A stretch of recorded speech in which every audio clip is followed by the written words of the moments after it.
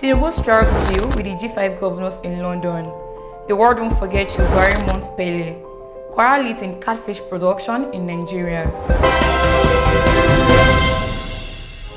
The presidential candidate of the All Progressives Congress, Bola Tinubu, has reportedly struck a deal with the 5 aggrieved governors who are members of the People's Democratic Party.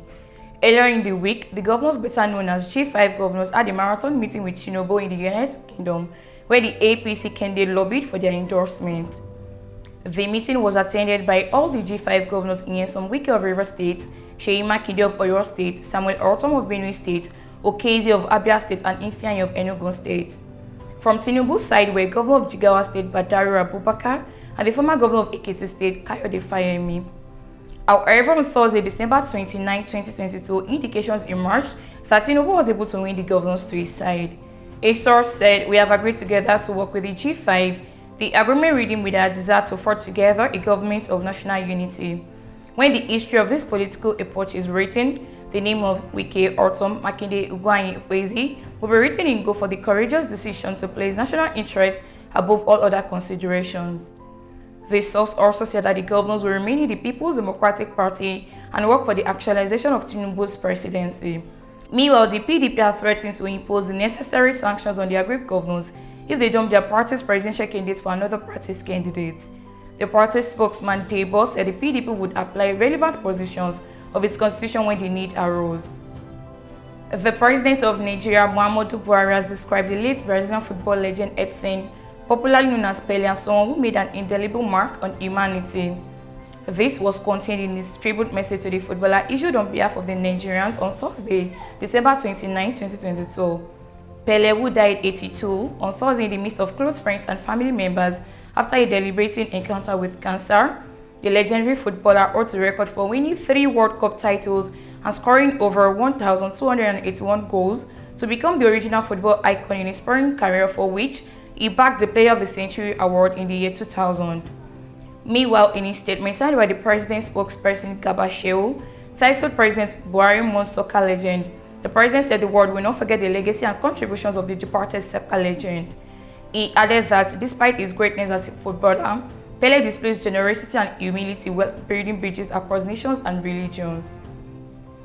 Kwara State is the highest producer of catfish in Nigeria, as the farmers claimed that no less than 45 tons of fish loaded in boats move out of the state daily. Deputy Coordinator of Fish Farmers in the state, Olashukwu, has disclosed.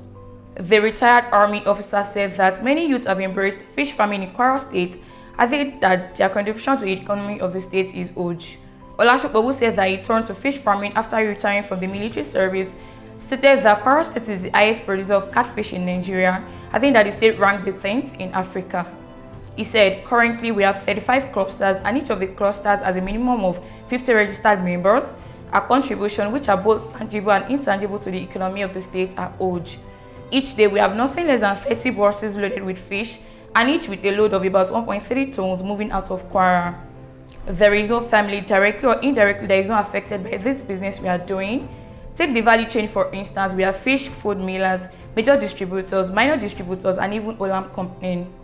Speaking on the challenges facing the farmers, Olashukwu said, "There is no business without challenges. There are challenges with the farmers themselves as well as the buyers of the product. The skyrocketing rise in the pump price of automated gas oil, diesel, the premium motor spirit, petrol, or even the engine oil, of course. If the input goes up, it is expected that the price of the production will go up.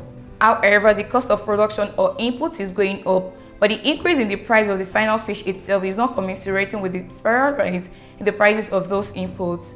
For coordination and effectiveness, he said that fish farmers started registration with the State Ministry of Agriculture and Rural Development last year.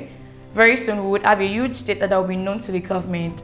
This would enable the government to take informed decisions on how to help the fish farmers.